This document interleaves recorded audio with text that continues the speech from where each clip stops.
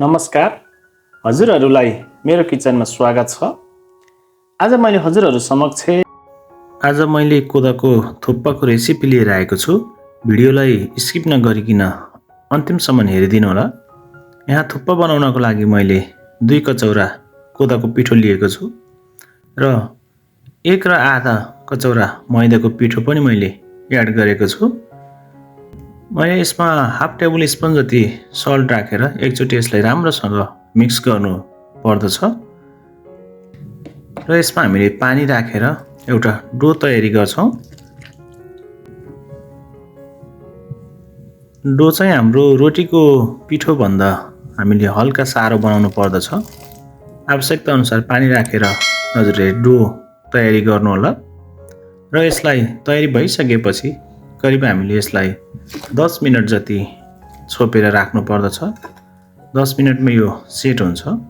10 minute पनि भइसकेको छ, हजुरहरूले देख्न सक्नुहुन्छ यो अलि नरम भएको छ। अब यसलाई एकचोटि हामीले राम्रोसँग फेरि माड्नु पर्दछ।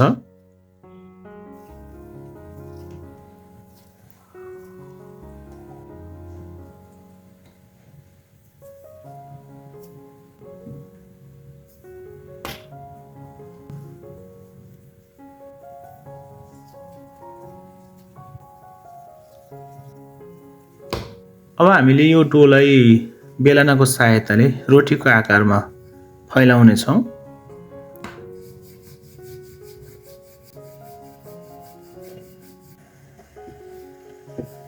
हजुरहरूले पनि यसै गरी फैलाउनु होला र एउटा चक्कुको सहायताले यसको छेउछेउको भाग काटेर हामीले यसलाई पाटा बनाउनु पर्दछ र चाउमिन जस्तै लामो लामो बनाएर काट्नु होला।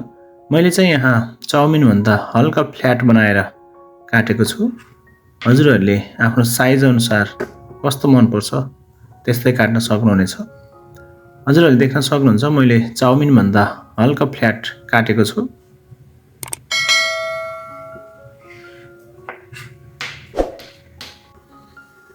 काटेर तयारी भइसक्यो नुडल्सलाई अब बोइल गर्नु पर्दछ।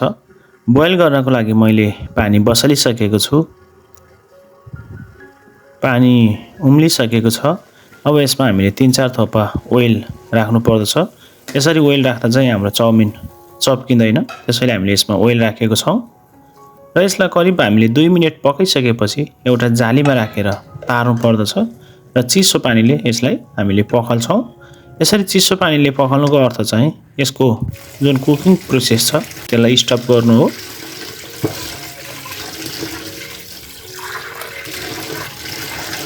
र यसमा 2-3 थोपा तेल राखेर फेरि यसलाई एकचोटि राम्रोसँग मिक्स गर्नु पर्दछ। एउटा कराईमा मैले तेल बसालेको छु र लसुनलाई राखेर केही छिन फ्राई गर्नेछु र प्याज र क्याप्सिकम राखेर मैले नरम हुने गरेर यसलाई फ्राई गर्नेछु र यसमा हामीले तयारी गरिराखेको भेज एड गर्नु पर्दछ।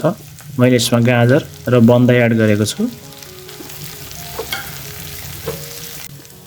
यहाँ मैले थोरै व्हाइट मसरुम र ब्ल्याक मसरुम पनि एड गरेको छु।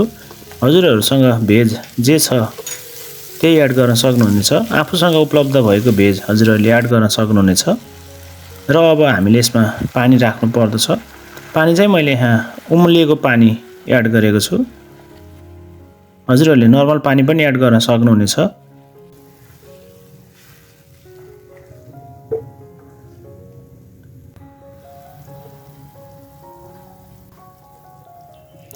अब यसमा हामीले आवश्यकता अनुसार सल्ट राखौं र मैले थोरै व्हाइट पेपर पाउडर पनि राखेको छु र मैले एउटा लेमन जुस पनि यसमा राख्ने छु।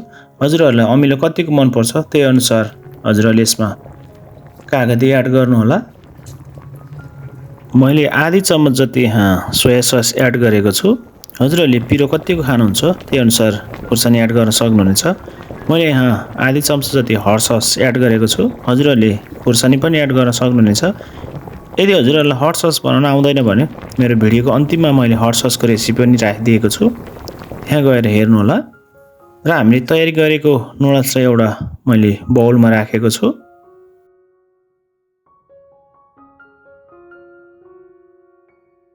यहाँ हामीले एक्स्ट्रा भेज पनि एड गर्न सक्ने छौं। हजुरहरूलाई एक्स्ट्रा भेज मन पर्छ भने यसरी एड गर्नुहोला र मैले एउटा बोइल एग पनि यसमा एड गरेको छु र हाम्रो रेडी भइसकेको थुक्पाको सुप मैले नुडल्सको माथिबाट राखेको छु।